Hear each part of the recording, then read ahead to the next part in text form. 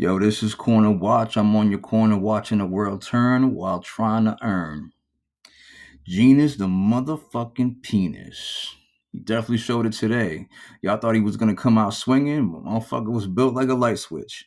People were running, screaming, panicking, selling. But I hate to tell y'all, I told y'all this was gonna happen. Check out my last video. You could even fast forward it to the 7th minute where I start talking about this massive sell-off that I knew was gonna happen. And I was trying to give y'all strategies on how to handle this, and I hope you guys paid attention. So not everything went exactly as planned though. I really, really thought that this was gonna at least touch $3 before it crashed like it did. But I definitely knew the crash was coming. So let me just walk you on what I did since we last spoke. So you see that the chart looks exactly the same like I left it. And I left it here at this triangle. Monday, I was looking at it. I kind of had to redraw it because I saw something else forming. Well, yeah, this thing broke out like I thought it would.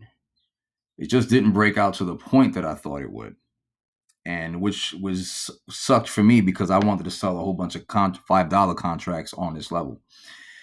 But this is what happened. This is what I saw forming. Actually, let me get rid of that. I'll show you. I'm gonna turn the magnet on real quick.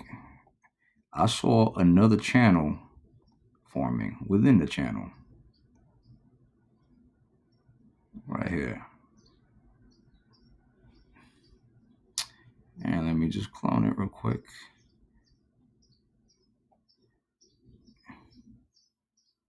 So yeah, I saw this happening. So let me just bring to your attention what I did real quick. So there was definitely some lessons learned here. So you saw that this channel was forming and it just broke off on the news this morning. I think this is definitely an over exaggerated response to the news. People kind of knew that this was going to be about Stan Lee and his likenesses and the licenses to his likeness and all that. But they were betting on the fact that a channel was made with Marvel and some future projects should be in the works. And they wanted some insight in that. And because they didn't get that, they just was not happy with the news, man. And the Bears knew it. They just ransacked it. Now, Bears is sellers and Bulls are buyers. So if you don't know the lingo, you know it now. So just want to show you this channel. Now I'm going to take it away because I have to really get into the bar because this is what made my decision. So instead of, you know, selling my shares, I actually increased my position and I did it without adding a single dollar. I didn't add any more money. Now I have more shares than I had on Friday. And it was all because of this bar right here. This bar on open on the yesterday, Monday morning at 9:30 a.m. Look at the size of this wick. This wick here, these are all sellers. This thing jumped up and they got shot. He got shut the fuck down by these bears all the way to this point. So this gave me sort of like a level. And I'm crazy about levels, man. They influence my decisions. So I'm watching a couple hours later. This bar looks great. This is another bull bar. I'm thinking, all right, this is starting to pick up. All right, I'm getting excited. And then I see this weak ass bull bar. And I was like, damn, okay.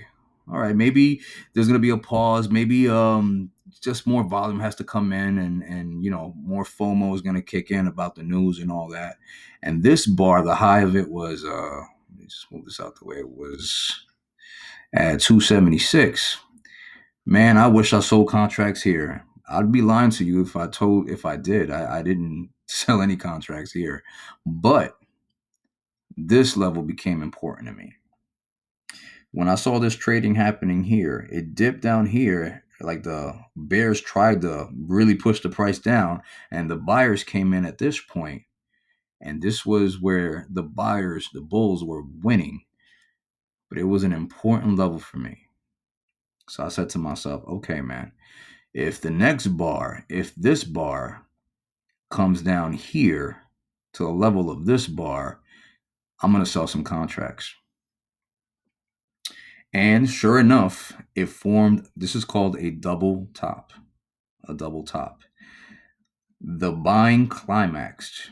The evidence of the climax was here with this wick. This was the climax. And then it started taking a turn. I sold $4.50 contracts here at this mark, the 268 zone. And then it kept going down. And then today, the sell off. So I didn't use all my premium to buy back in. I used some to buy back at the $2 mark. And I expanded my position that way.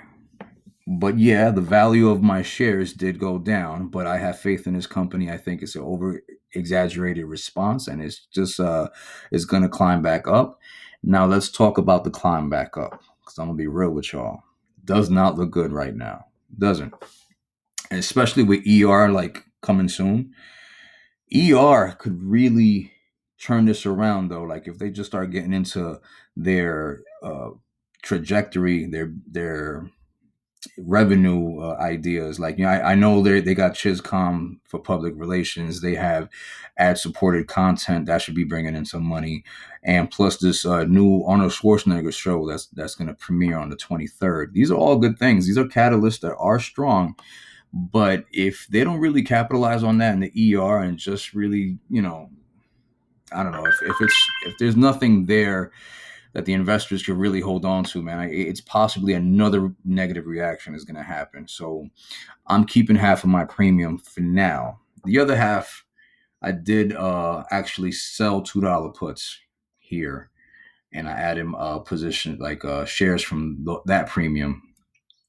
So the two new levels, these are two new levels for me. I'm just going to share with y'all. These are levels to watch for. Is this one here on the top and this one here on the bottom. Why? Well, let me scale out a little bit. The 181 is a significant history here, man. I can go back to this bar. Let me just bring it back for y'all so you can see.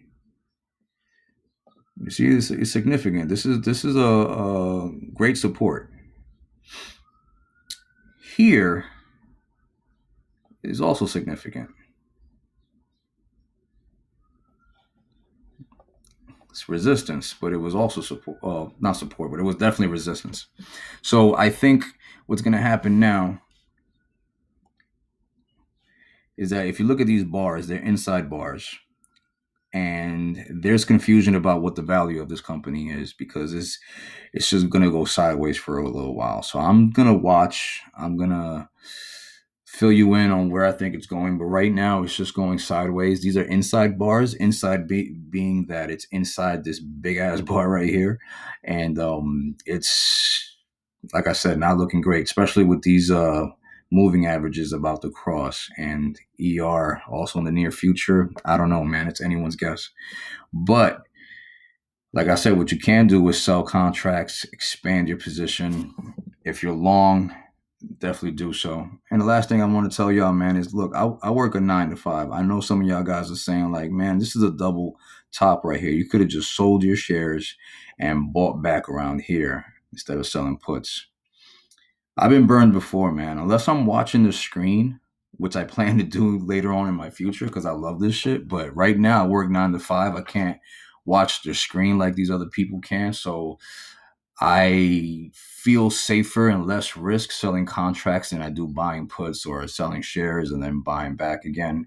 That's just my style for now. Obviously, it's a growing thing. Hopefully you guys learned something from this video. If you like it, just leave a comment, subscribe. Let me know what I can do better for you, or if there's anything you want me to look at or explain. By all means, do so, man. I hope you got something from this. Take care of each other.